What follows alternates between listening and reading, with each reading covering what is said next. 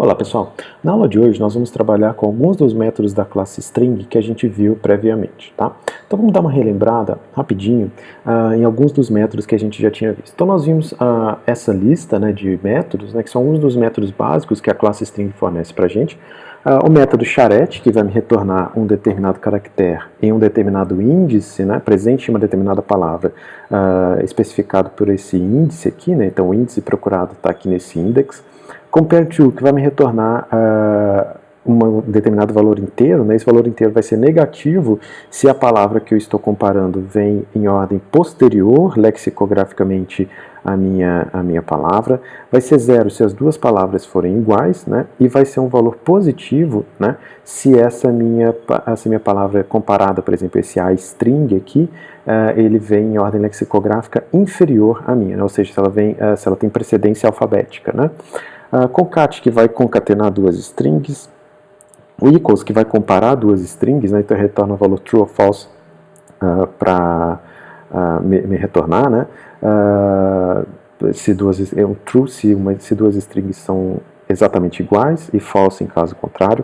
O equals ignore case, que é a mesma coisa do equals, só que ele desconsidera essa questão de letras maiúsculas e minúsculas, né? Então as duas têm que ter exatamente o mesmo conteúdo, mas para isso aqui, essa comparação da true ser verdadeira, uma pode ter letra maiúscula e outra letra minúscula. Por exemplo, se uma string Bruno com B maiúsculo e outra string Bruno com B minúsculo forem comparadas utilizando o equals, essa comparação dá falso, porque elas não são exatamente iguais, mas comparando com o equals ignore case, elas são verdadeiras, porque o B maiúsculo e o B minúsculo é indiferente aqui para esse equals ignore case, certo? Depois tem esse index of, que vai me retornar o índice onde começa a primeira ocorrência de uma determinada substring dentro de uma string, certo? Caso essa substring não esteja presente dentro da minha palavra que eu estou procurando, ele vai me retornar o valor -1. Esse last index of, que vai me retornar ao invés da primeira ocorrência, vai me retornar a última ocorrência de uma determinada substring dentro de uma string. Tá? Da mesma forma, ele retorna -1 se o valor não for encontrado. Tá, joia? Nós temos também o método length, que vai me retornar o tamanho de uma determinada string, ou seja, o número de caracteres que compõem uma string. Okay? O to lowercase e o to uppercase, que vão respectivamente fazer uma cópia da minha string com todas as letras em minúsculo ou todas as letras em maiúsculo. O to lowercase ele retorna uma cópia da minha string com todas as letras em minúsculo, e o to uppercase uma cópia da minha string com todas as letras em maiúsculo. Tá? O método replace, que vai substituir uma determinada ocorrência dentro de uma string por outra token, outra palavra que eu coloco. O substring, que vai me retornar uma subcadeia, uma subpalavra dentro de uma determinada palavra, e aqui eu especifico ou somente o índice de começo, ou o índice de começo e fim, lembrando que o índice de fim ele é exclusivo, certo? E por fim, o método trim, que vai me retornar a minha string sem espaços que possam ocorrer no começo ou no final, tá joia? Então, só para a gente verificar isso daqui, eu fiz aqui um códigozinho testando alguns desses métodos que eu mostrei para vocês, tá joia? Olha só. Então, aquele comercial de sempre, né? Importei o scanner, porque o usuário vai digitar alguma coisa, minha classe chama métodos string, sempre lembrando que nossas classes começam com letras maiúsculas, e aqui dentro criei meu método main, então daqui para baixo está o meu código, tá? Meu scanner teclado está declarado aqui, e aqui eu declarei 5 variáveis string, uma palavra 1, palavra 2, sub, rep e min, que a gente vai utilizar ela ao longo desse código, e 2 variáveis inteiras, índice e comp, que também vão ser utilizadas ao longo desse código, tá joia? Aqui nessa primeira parte, eu vou até dar um zoom maior aqui, para facilitar de vocês enxergarem, das linhas 10 à linha 20, eu estou lendo as minhas palavras, certo? E estou imprimindo algumas coisas na tela que utilizam o método length, ó. Se vocês repararem, aqui então nessa linha 11, eu imprimo uma mensagem na tela pedindo para o usuário digitar alguma coisa. Na linha 12 eu leio esse valor, né, utilizando o método next, só lembrando que o método next ele lê um valor string, né, e aqui esse valor string lido está sendo armazenado na variável palavra 1. bem? E depois eu imprimo na tela utilizando o método printf, que é aquele método que a gente tem para saídas formatadas, onde eu posso especificar a formatação das minhas saídas, né? Eu estou imprimindo, você digitou uma primeira palavra de %4 de caracteres, né? Vamos só parar aqui para a gente relembrar, sempre que dentro de um método printf, que é da minha saída formatada, eu tenho % alguma coisa, ele vai pegar o que está sendo especificado, né, por esse %, e vai procurar substituir na saída essa expressão pelo valor de algumas variáveis, tá? De uma variável. Nesse caso, ele veio aqui, essa é a primeira ocorrência de 1% alguma coisa, ele vai substituir pelo valor da primeira variável.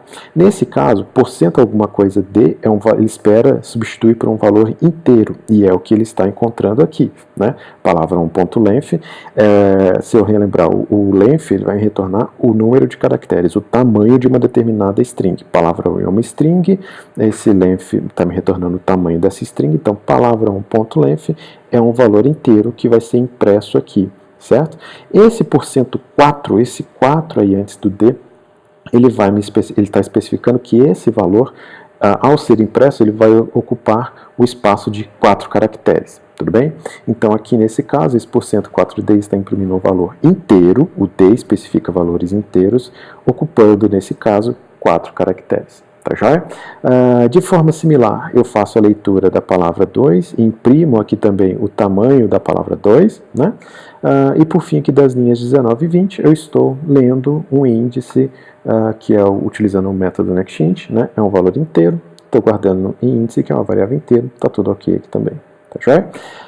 Das linhas 23 à linha 25, eu estou utilizando o método charette. Tá? Vamos ver o que eu estou fazendo aqui. Na linha 24, por exemplo, eu estou utilizando o método printf, da mesma forma, % em % alguma coisa, então ele vai, essa primeira ocorrência de % alguma coisa, ele vai substituir ao imprimir pela primeira variável que eu especifico aqui logo depois, que é a palavra 1.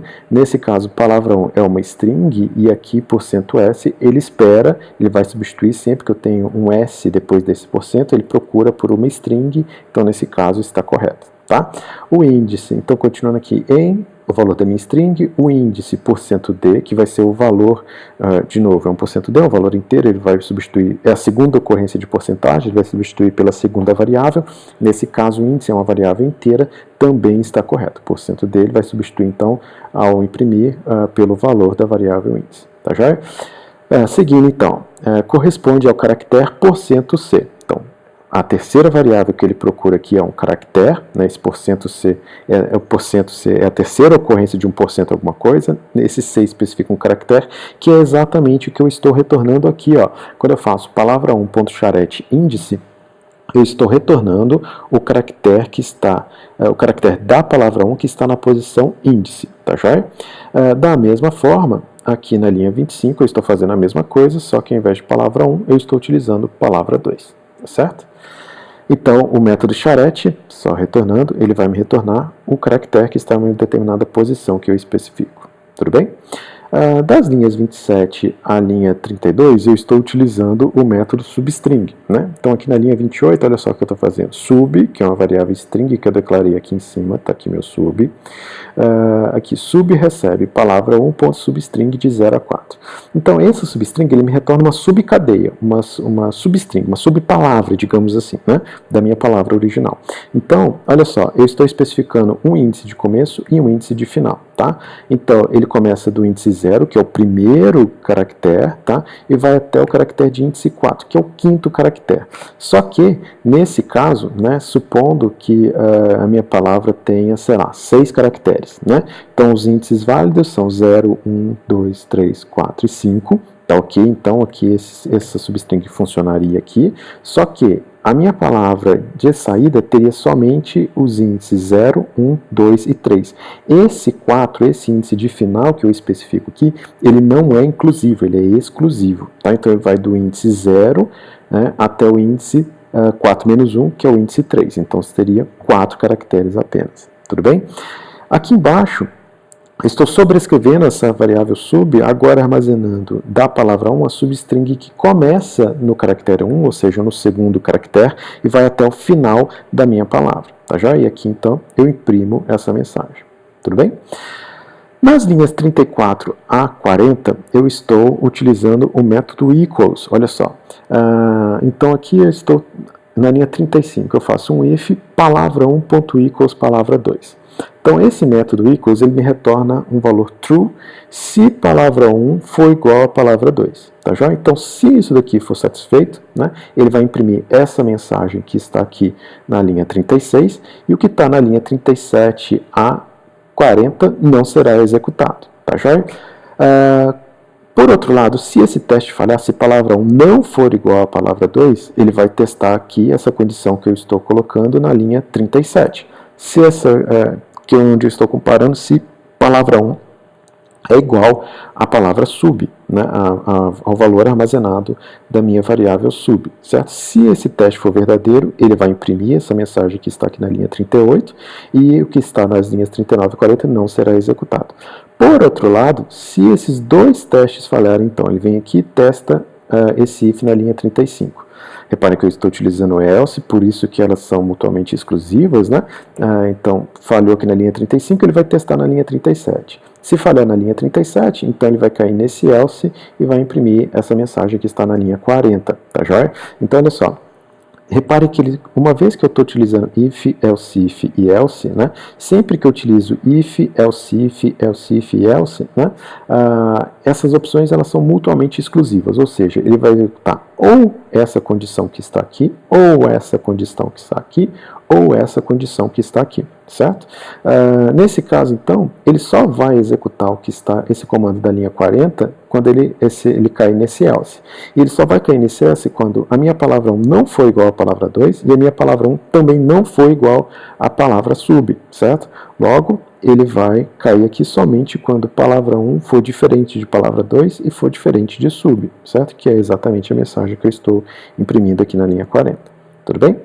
Já aqui nas linhas 42 a 44, eu estou testando o método replace. O método replace, ele gera uma cópia da minha string, substituindo uma parte da minha string. Então, nesse caso, eu estou gerando uma cópia de palavra 1, substituindo dentro de palavra 1, sub por teste, né? Se eu lembrar que sub, nesse caso, vai ser uma substring. Se eu voltar aqui, o último lugar em que eu determinei o que vai estar em sub, vai ser a substring que tem do segundo caractere, do caractere 1 em diante, certo? Então, nesse caso, ele está substituindo essa string que está em sub pela string teste, tá? Então, eu estou imprimindo aqui embaixo o resultado dessa minha substituição. Aqui embaixo, nas linhas 46 a 53, eu estou utilizando o método compareTo. O método compareTo ele me retorna um valor negativo se essa palavra 1, tem ordem lexicográfica, ou seja, se alfabeticamente palavra 1 vem antes de palavra 2, certo? Então me retorna um valor negativo. Ele vai me retornar um valor 0 se palavra 1 e palavra 2 são exatamente iguais. Por outro lado, ele vai me retornar um valor positivo se palavra 1 vier lexicograficamente, ou seja, alfabeticamente, depois de palavra 2, tá certo? Então é isso que eu estou testando aqui embaixo, ó. If comp, que está armazenando o resultado desse meu compare, for menor do que 0, quer dizer que palavra 1 vem antes, tem precedência lexicográfica sobre palavra 2. Por outro lado, né, se esse meu comp for maior do que 0, quer dizer que palavra 1 vem lexicograficamente posteriormente à palavra 2, ou seja, alfabeticamente, palavra 1 vem depois de palavra 2. E por fim, ele só vai cair aqui nesse else quando o comp não for nem menor do que 0, nem maior do que 0, ou seja, ele é exatamente igual a 0. Nesse caso, eu posso assumir que palavra 1 e palavra 2 são iguais, tá certo?